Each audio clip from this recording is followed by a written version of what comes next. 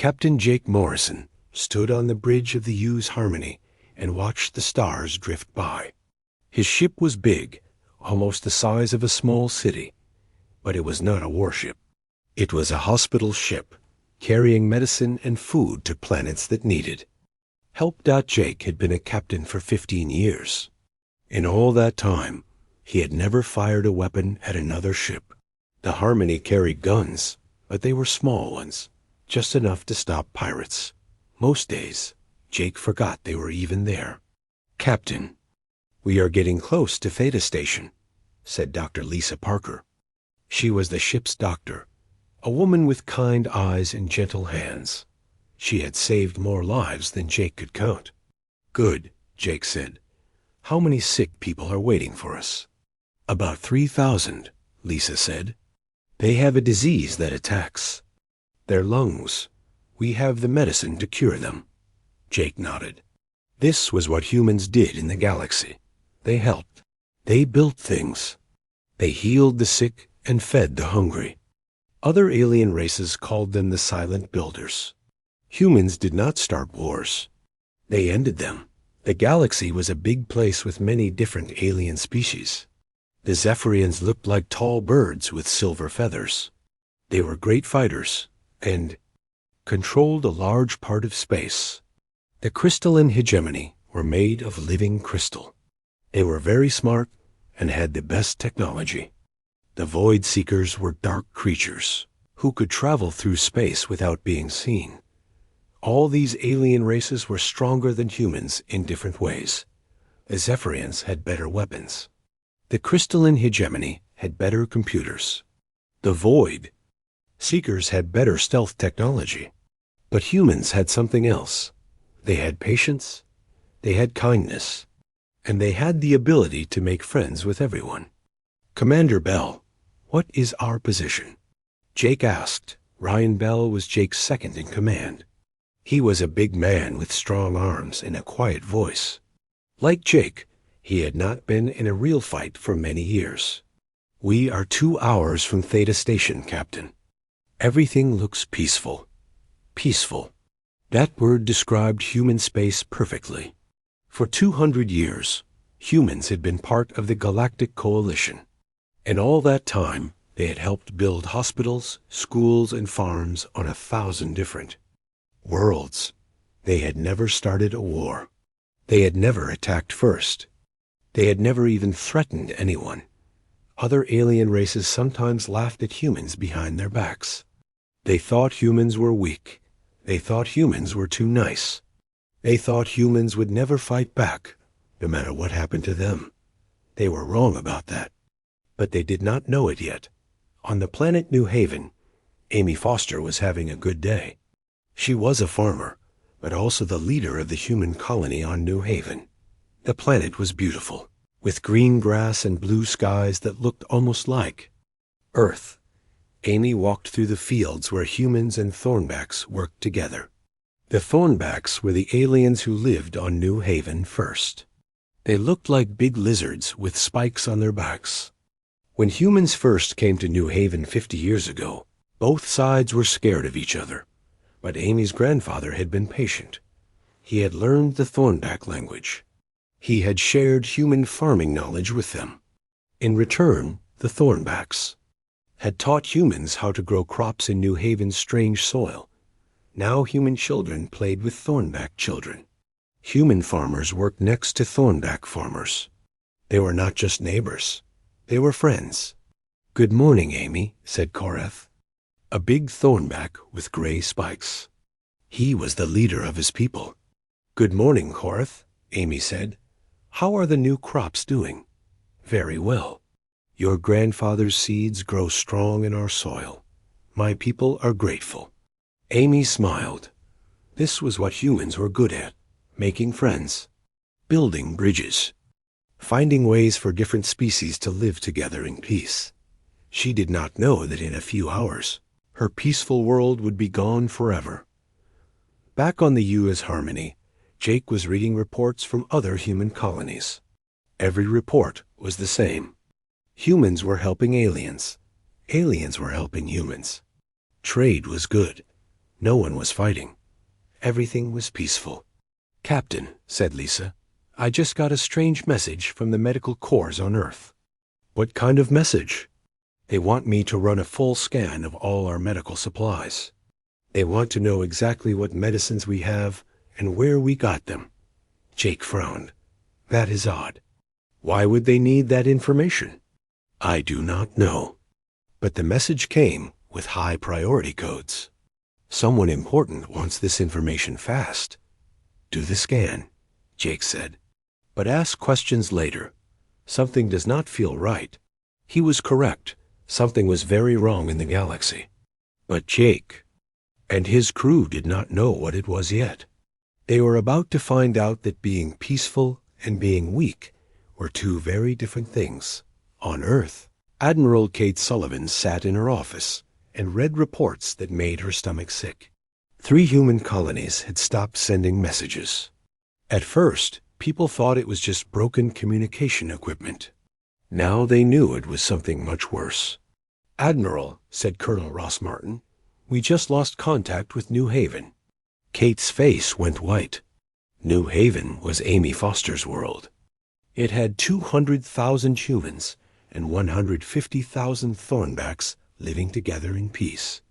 When? 10 minutes ago. The communication just stopped in the middle of a normal daily report. Kate stood up and walked to her window. She could see the busy streets of Earth. Below, people were walking, laughing, living their normal lives. They did not know that somewhere in the galaxy, other humans might be dying. For 200 years, humanity had chosen to be peaceful. They had chosen to build instead of destroy.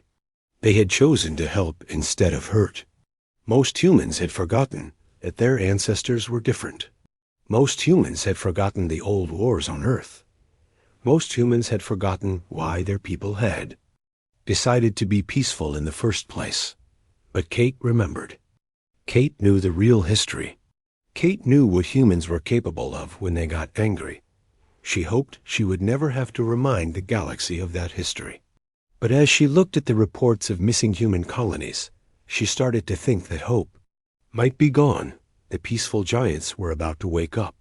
And when they did, the galaxy would remember why humanity had chosen to sleep. Captain Jake Morrison had seen many terrible things in his 15 years as a captain.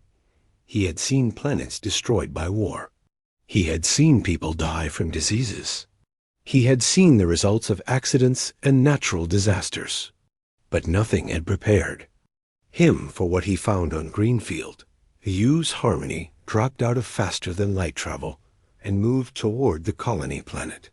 Everything looked normal from space. The planet was green and blue, with white clouds moving across the surface. The orbital stations were still there. The communication satellites were still working, but no one was answering their calls. "Take Use down to the main colony," Jake told Ryan Bell. "Yes, Captain," Ryan said. But Jake could hear worry in his voice. Not as they got closer, they could see the colony buildings. Everything looked perfect. The houses were clean. The streets were neat. The farms were green with healthy crops. But there were no people walking around. No vehicles moving. No signs of life anywhere. "This is wrong," Dr. Lisa Parker said. "Where is everyone?" Jake felt cold fear in his stomach. "Take us down to the landing pad." The Harmony landed in the center of the colony. Jake, Lisa, and Ryan put on their protective suits and walked outside. The air was clean and safe. The weather was perfect. But the silence was terrible. They walked down the main street.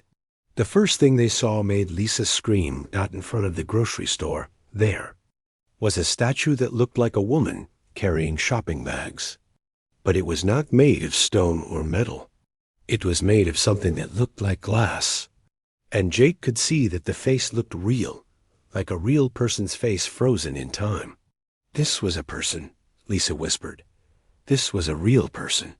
They found more statues, hundreds of them, thousands of them, all made of the same glass-like material, all with faces that looked real. Men, women, children, all frozen in the middle of whatever they had been doing when it happened. A man sitting on a bench feeding birds. A woman hanging clothes on a line. Children playing in a park. All turned to glass. All dead. How many people lived here? Ryan asked. 200,000, Jake said. His voice was so quiet that the others could barely hear him. They spent hours walking through the colony. Every person they found was the same, turned to glass. Some of the glass statues were broken, with pieces of arms or legs lying on the ground. When the wind blew, it made a sad sound as it moved through the glass pieces.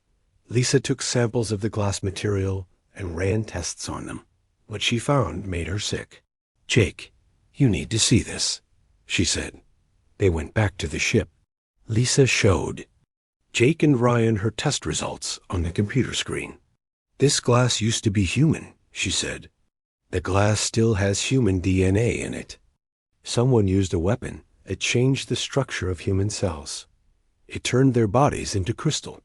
"What kind of weapon can do that?" Ryan asked. "I have seen this technology before," Lisa said. "The crystalline hegemony uses something like this to shape their cities. But this is different. This weapon was designed to work only on human biology." Jake felt his hands shake. "You are saying someone made a weapon that only kills humans?" "Yes, and whoever did this knew exactly how human bodies work. They studied. U.S. They planned this." Jake looked at the test results again. 200,000 people. All killed at the same moment. All turned to glass. All because they were human. "Send a message to Earth," Jake said. "Tell them what we found. Tell them we need help." But before Ryan could send the message, they got a call from Admiral Kate Sullivan on Earth. "Jake, we have a problem," Kate's voice said through the communication system. "New Haven is gone. Iron Ridge is gone. Crystal Falls is gone. 17 human colonies have gone silent in the last 6 hours. Jake felt the blood drain from his face.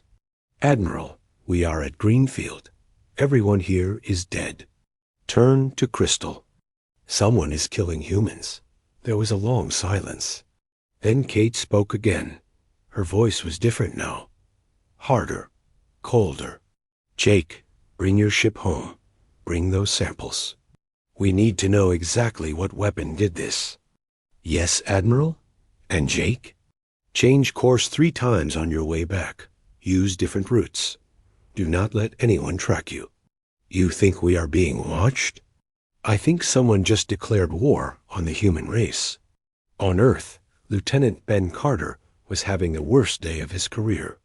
Ben worked for Human Intelligence, the secret organization that watched what other alien races were doing. Most days, his job was boring. He read alien newspapers. He watched alien news programs.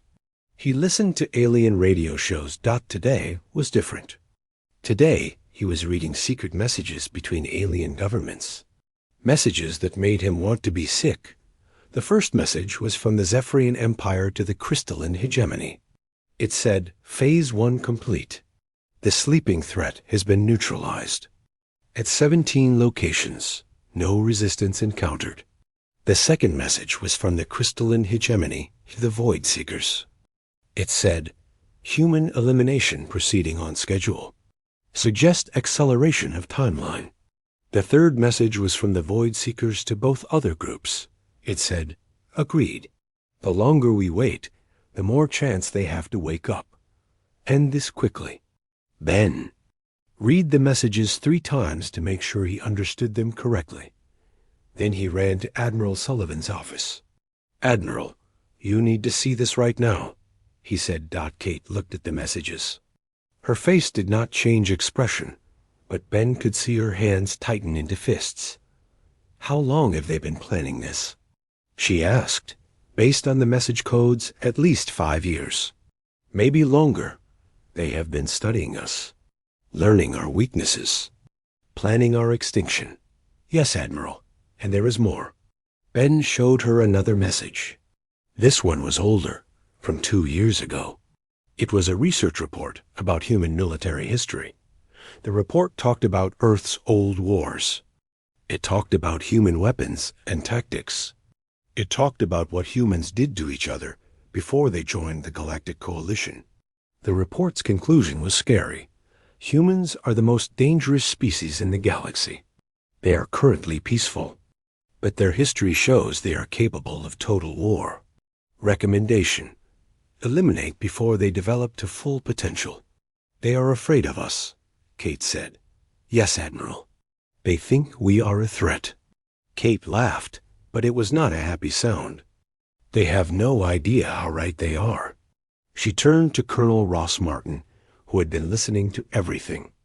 Ross, how many humans are there in the galaxy? About 2 billion, Admiral, on Earth and in the colonies. How many alien soldiers do the three powers have combined? Roughly 50 billion. So they outnumber us 25 to 1. Yes, Admiral. Kate walked to her window and looked out at the peaceful city below. For a moment, Ben thought she looked very tired. Then she turned around, and her eyes were like ice. They think those are good odds, she said. They are about to learn otherwise. She pressed a button on her desk. A red light started flashing in the room. Computer, activate Protocol 77 Alpha. Authorization, Sullivan Omega 1. The computer's voice answered, Protocol 77 Alpha. Activated. All human military assets are now online. Estimated activation time, 6 hours. Ben did not know what Protocol 77 Alpha was, but he could see that Colonel Martin looked scared. Admiral, Ben said, what happens now? Kate looked at him with those ice-cold eyes. Now, Lieutenant Carter, the galaxy is going to remember why humanity decided to be peaceful in the first place. Captain Dan Hughes was having a normal day on his cargo ship, the UES Trade Wind. He was carrying farming equipment to a colony on the edge of human space. His crew was small, just 12 people. They were all friendly traders who had never hurt. Anyone. At least, that was what everyone thought. At exactly 14:30 ship time, Don got a message on his personal communication device. It was just numbers, 77 Alpha Omega 7. Dan looked at the numbers for a long moment. Then he smiled, but it was not a nice smile. All crew to the bridge now, he said over the ship's communication system. His 12 crew members came to the bridge. They all looked like normal space traders. But when Dan showed them the message, everything changed. Ladies and gentlemen, Dan said, Operation Sleeping Giant is now active.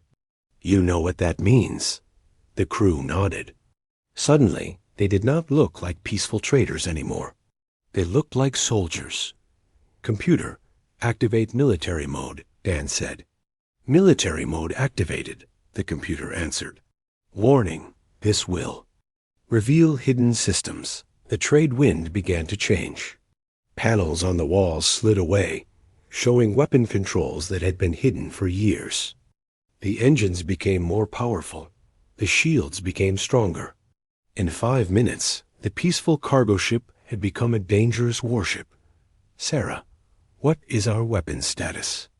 Dan asked. Sarah Kim had been pretending to be the ship's cook. Now she was at the weapons control station, her fingers dancing over controls that she knew by heart. All systems online, Captain.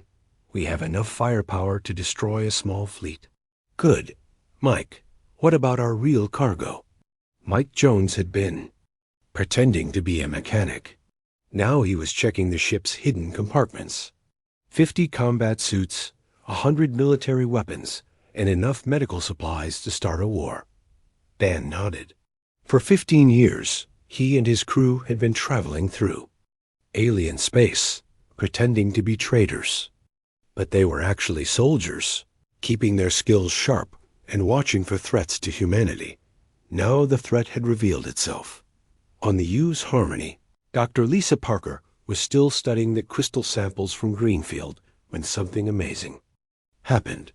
As she worked, she discovered that the crystal weapon was not just crystalline hegemony technology. "Jake, you need to see this," she called to Captain Morrison. Jake came to the medical lab. Lisa showed him her analysis on the computer screen. "The crystal part comes from the crystalline hegemony," she said. "But the targeting system is Zephyrian, and the delivery method is Void Seeker stealth technology." "You are saying all three alien powers work together to make this weapon?" "Yes, they have been planning this for years, maybe decades." Jake felt anger burning in his chest. For 200 years, humans had helped these alien races. They had shared their knowledge. They had healed their sick. They had built their worlds, and this was how the aliens repaid them. "Ryan," Jake called to his second-in-command. "Set course for Earth, maximum speed." "Yes, Captain." But as they prepared to leave, Jake got another message. This one was from Admiral Sullivan herself. "Jake, change of plans. Take your ship to the Nexus system. There is a crystalline hegemony research station there. I want you to visit them." "Visit them, Admiral?" "Yes. I think it is time we had a conversation with our friends."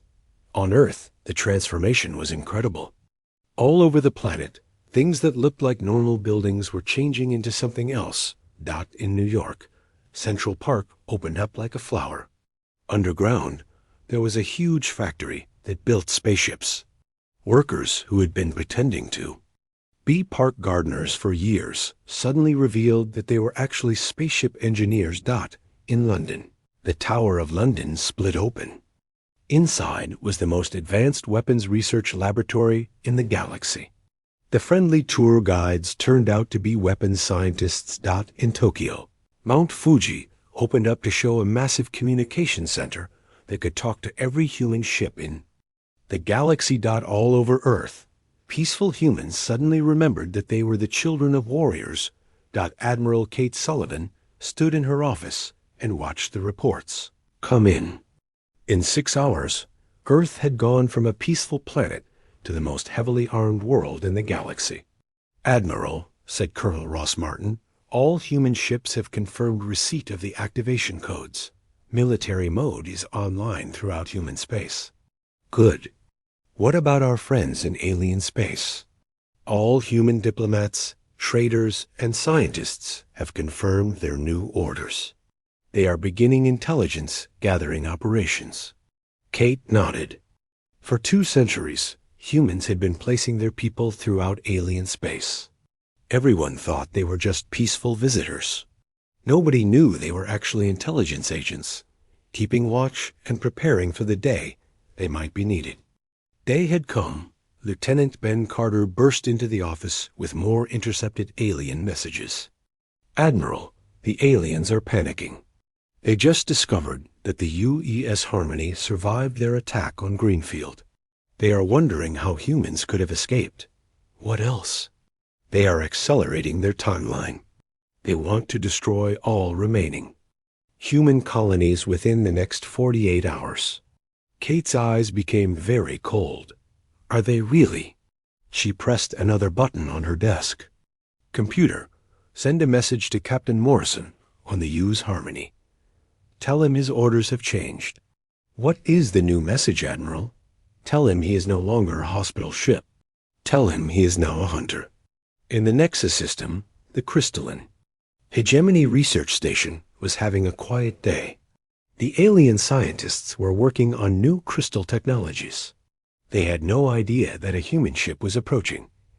The UES Harmony had changed during its trip to Nexus.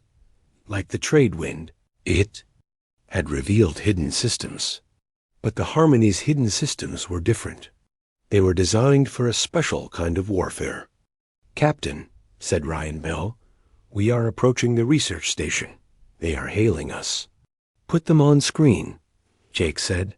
A crystal alien appeared on the communication screen. It looked like a living diamond with many faces. "Human ship, this is Research Station Gamma 7. Why are you here?" "This is restricted space." Jake smiled. It was not a nice smile. "This is Captain Jake Morrison of the Use Harmony.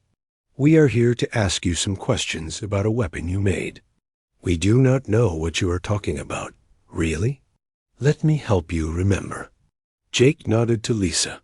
She pressed a button on her medical console. Suddenly, the alien research station began to shake. The crystal walls started to crack. The alien scientists inside began to panic. "What are you doing to us?" the crystal alien screamed. "We are using your own technology against you," Jake said calmly. "Dr. Parker has learned how to reverse your crystal weapon. Instead of turning flesh to crystal, we can turn crystal to dust." The research station was falling apart. The aliens inside were dying as their crystal bodies cracked and broke. "Please stop. We will tell you anything you want to know." "Too late," Jake said. "You should have thought about mercy before you killed 200,000 humans on Greenfield." The research station exploded in a cloud of crystal dust. In 30 seconds, it was gone completely. "Ryan, send a message to Admiral Sullivan." Jake said, "Tell her the Nexus system is clear." "Yes, Captain." "And Ryan? Tell her that the galaxy's education is about to begin." All across the galaxy, other human ships were doing the same thing. Alien weapons factories were disappearing. Alien military bases were going silent. Alien fleets were finding their ships.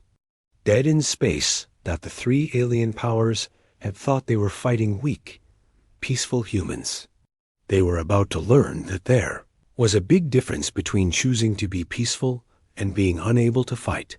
Humanity had been sleeping for 200 years. Now they were awake, and they were very, very angry.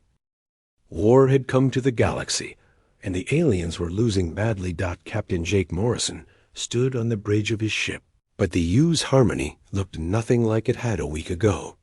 The white hull that once carried medical supplies was now black as space itself. The ship seemed to bend light around it, making it hard to see, even when you were looking right at it. "Captain, we have found the Zephyrian fleet," said Ryan Bell. 12 warships, heading for the human colony on Bright Star. "How long until they reach the colony?" Jake asked. 6 hours. Jake smiled coldly. "They will not make it." The Harmony moved through space like a ghost. The Zephyrian ships could not see it coming. Their advanced sensors, which could normally detect ships from millions of miles away, saw nothing. Dr. Lisa Parker was no longer just a doctor. She was now the ship's biowarfare specialist. She had spent the last week learning how to turn alien technology against the aliens themselves. "Lisa, are you ready?" Jake asked. "Yes, Captain. The virus is loaded and ready to transmit." "Do it." Lisa pressed a button. Invisible signals reached out from the Harmony and touched the Zephyrian ships. The signals carried a computer virus that Lisa had created using captured alien technology. On the Zephyrian ships, computers began to fail. Life support systems shut down. Weapons stopped working. Engines went dead. In less than 5 minutes, 12 powerful warships became floating coffins. "Any survivors?" Jake asked. "Some," Ryan said. "Should we rescue them?" Jake thought about the glass statues on Greenfield. He thought about the 200,000 humans who had been murdered while they were shopping, working, and playing with their children. "No," he said. "Let them float. Maybe other aliens will find them and learn what happens when you kill humans." Across the galaxy, similar scenes were happening everywhere. Human ships appeared from nowhere, destroyed alien fleets, and vanished again.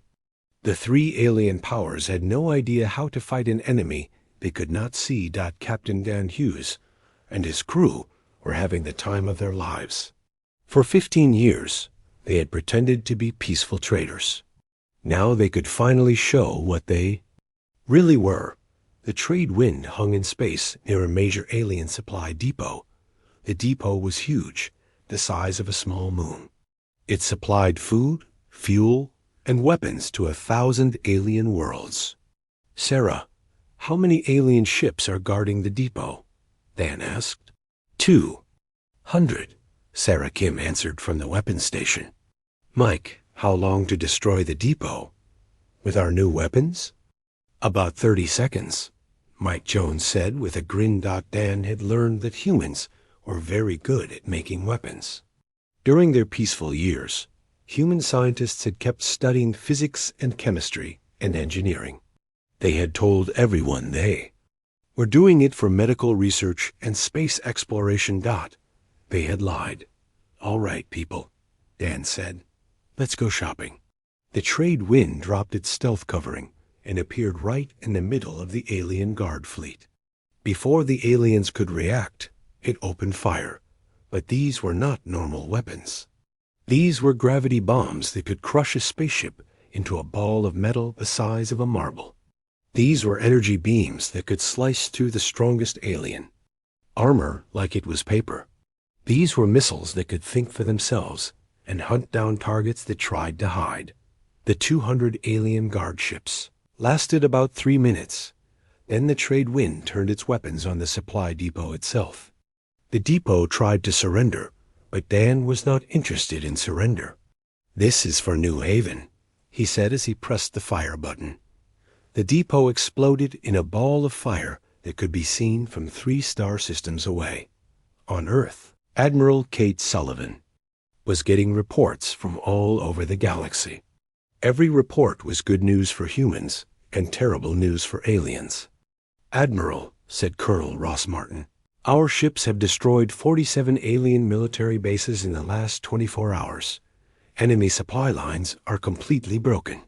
What about enemy fleets? Most of them are dead or running away. The ones that are still fighting cannot find our ships to shoot at them. Kate nodded. She had expected this. Humans had spent 200 years pretending to be weak while secretly becoming the most dangerous species in the galaxy. What about our allies? She asked. Lieutenant Ben Carter looked up from his computer. Good news, Admiral. The Thornback Confederation has joined us. So have the Spiral Nebula Collective and the Binary Star Republic. They all received the evidence we sent them about the genocide plan. How many alien species are now fighting with us? 47 species have officially joined the Human Defense Coalition. Another 30 species have stopped trading with the 3 powers. Kate smiled. The 3 alien powers had made a big mistake. They had thought that other species would be afraid to help humans.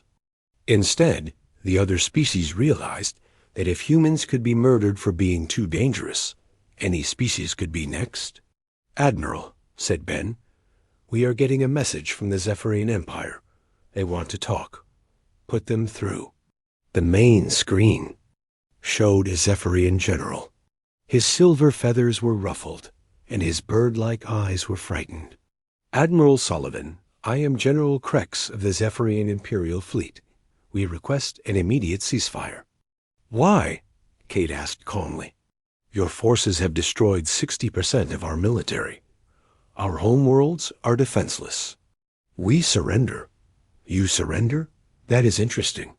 Did you offer surrender to the humans on Greenfield before you turned them into glass statues? The general's feathers drooped.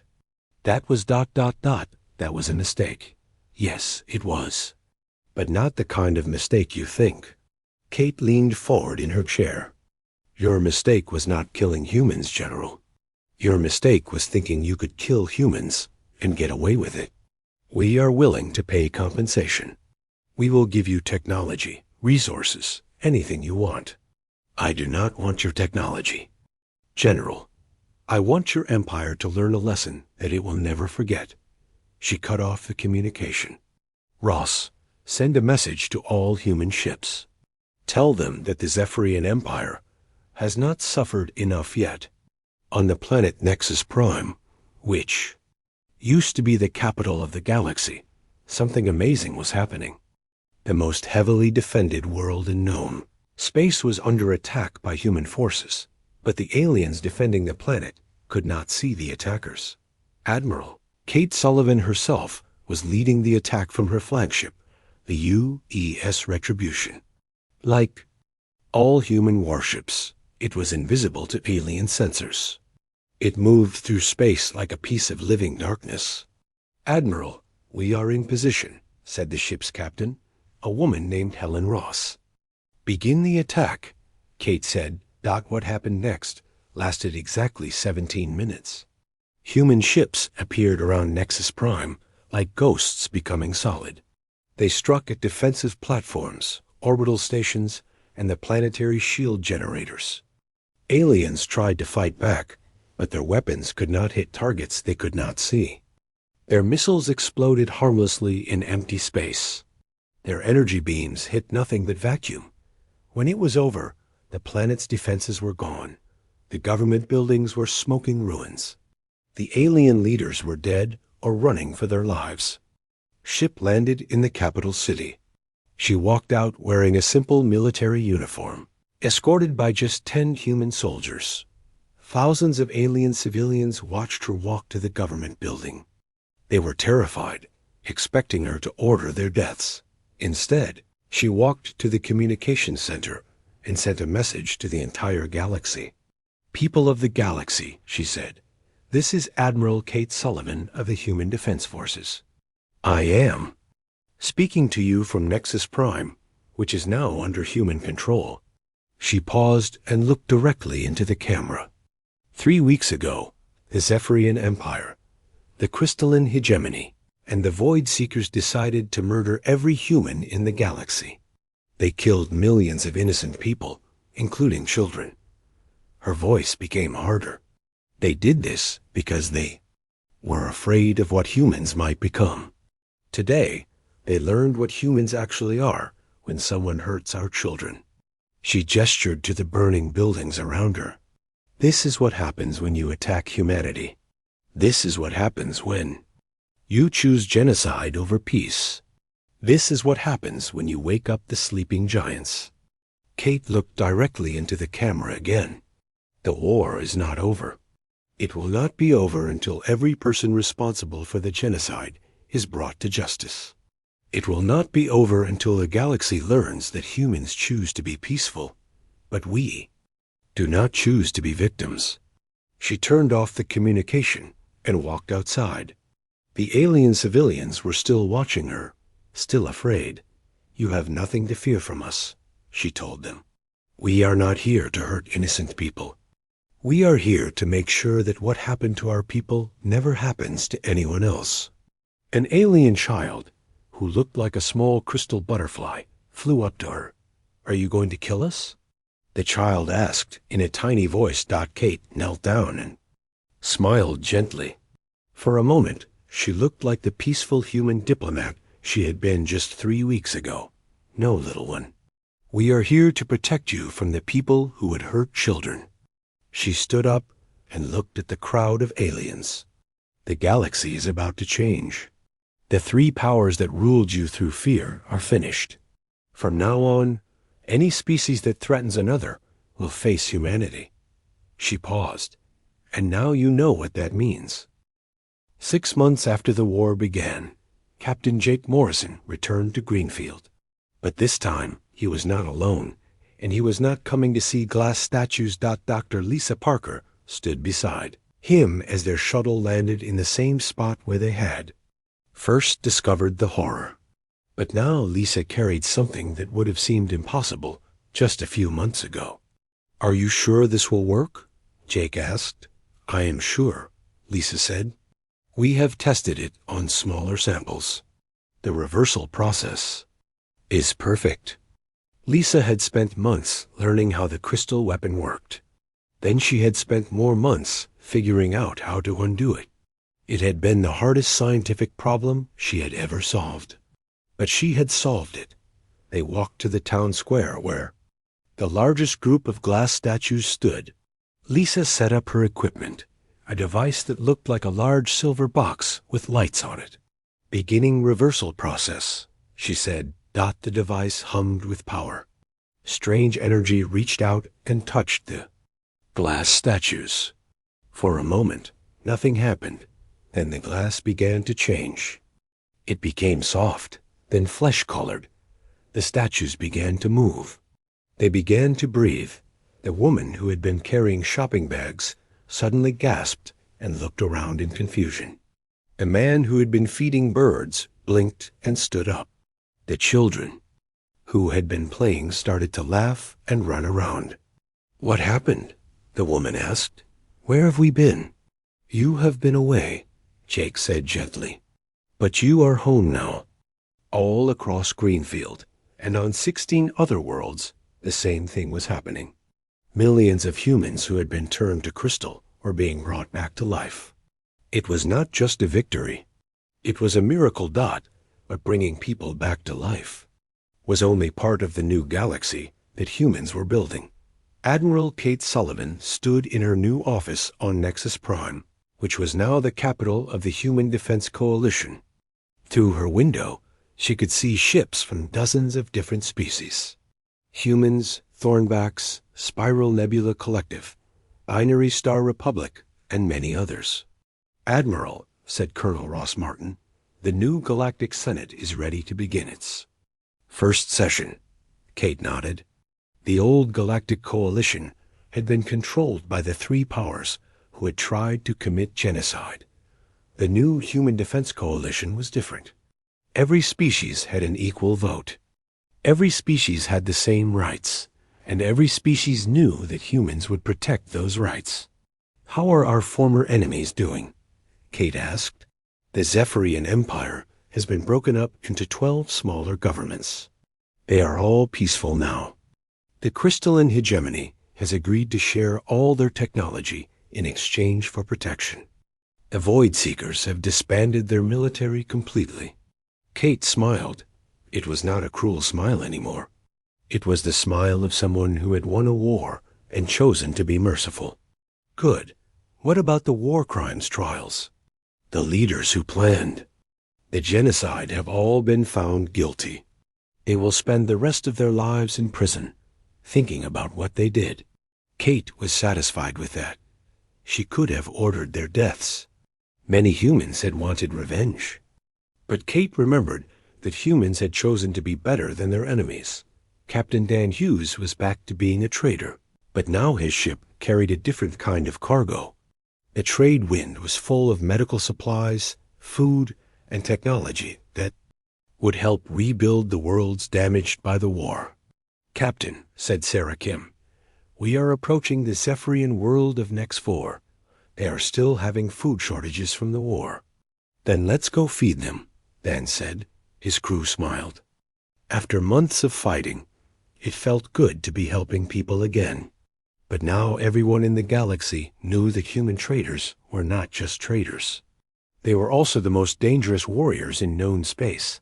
It made trade negotiations very polite. Amy Foster stood in the fields of New Haven, watching human and Thornback children play together. The crystal weapon had not discriminated. It had killed humans and left Thornbacks alive, just as it was designed to do. When the humans were brought back to life, the Thornbacks had cried with joy. They had spent months mourning their human friends. Now they could be together again. "Amy," said Korath, the Thornback leader, "my people want to thank humanity for bringing our friends back to us." "We are all friends here," Amy said. "That will never change." But now, everyone on New Haven knew something new about their human neighbors. They knew that humans had the power to bring the dead back to life. They knew that humans had weapons that could destroy entire fleets.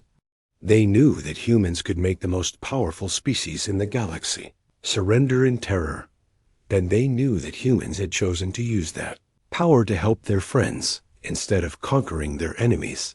Doctor Lisa Parker had a new job now. She was the head of the Galactic Medical Corps, an organization that brought healing to every world in the galaxy. Her biowarfare research had been turned into biohealing research, the same knowledge that had let her turn alien technology against aliens was now being used to cure diseases that had plagued the galaxy for thousands of years. "Doctor," said her assistant, a young crystalline hegemony scientist named Quartz, "the new hospital ships are ready for deployment. How many? Lisa asked. 500 ships, staffed by doctors from 30 different species. Lisa smiled. The galaxy was healing, not just from the war, but from centuries of fear and mistrust. Send them out, she said. There is a lot of work to do.